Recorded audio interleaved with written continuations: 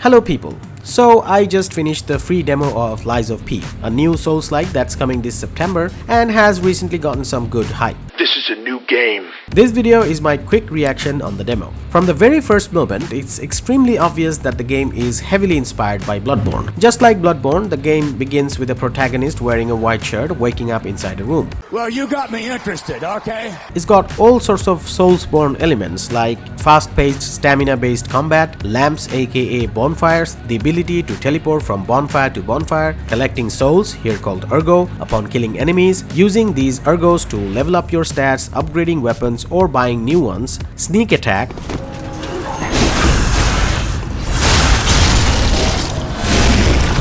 a delicious steampunky mix of swords and technology, the ability to change clothes and equip weird accessories to gain passive buffs, powering up elevators, punching electric doors and slapping ladder extending buttons to open shortcuts, the easiest dog enemies in all of gaming, opening chests, talking to NPCs, hiring NPCs to help defeating bosses, Sekiro-like deflection, and the Last of Us Easter egg. You play as Pinocchio, a lying puppet, although no one actually called him by his name during the playthrough of the demo. Your city Krat is undergoing some sort of a puppet pandemic where AI-powered robotic puppets have taken over the streets and you have to defeat them one by one and find your father/creator Geppetto, the full form of GPT in ChatGPT, I guess. That's not even funny. Just like other Souls-likes, this game's story is also delivered a little cryptically, so as usual, I didn't really bother much with the story.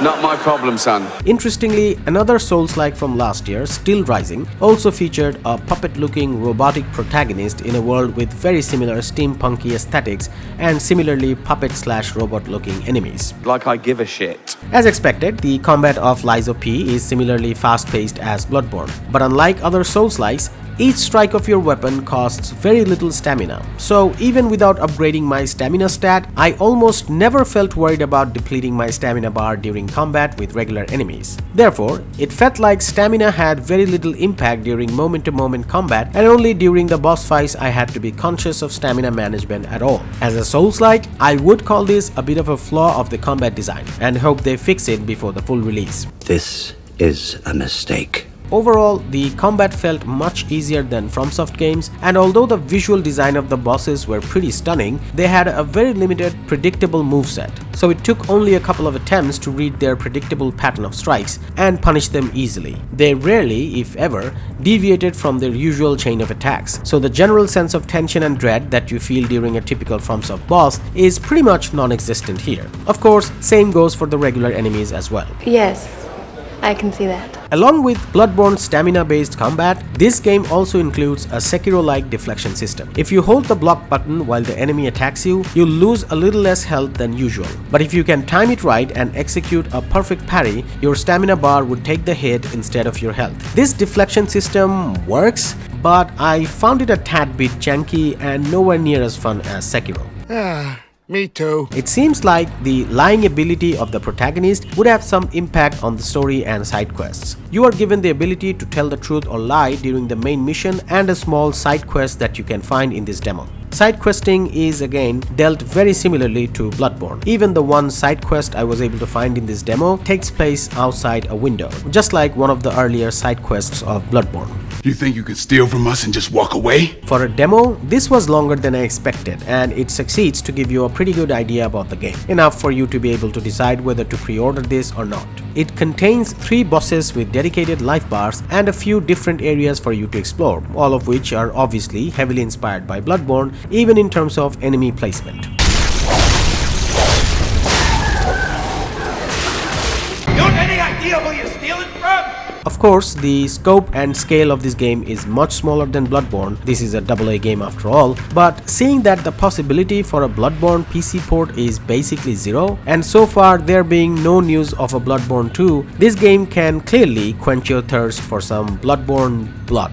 Except crashing that one time when I was fighting Bojack Donkey Man, the game ran in consistent 60 frames in ultra settings, and I didn't encounter any bugs during my playthrough. Sounds nice. You can play this free demo of Lies of P right now from the Xbox app on your PC. The full game releases in September 19 and will be available day 1 on Game Pass. If you want to subscribe to Game Pass and support this channel, please follow the first link in the description. Game Pass is Microsoft's subscription service, which in simple terms can be called Netflix of games. For a monthly subscription fee of only $9.99 US, you can download and play 400 plus games on your PC. All right, take it. Sheesh. The library not only includes indie gems like Unpacking, Citizen Sleeper, Norco, You Suck at Parking, but also includes FIFA 2022, Assassin's Creed Origins and Odyssey, a buttload of Battlefields, Deathloop, Death Stranding, Dead Space 1, 2, 3, every Evil Within, every Fallout, every Crysis, every Dragon Age, every Dishonored, every Halo, every Wolfenstein, every Yakuza, every Gears of War that ever came to PC, and lots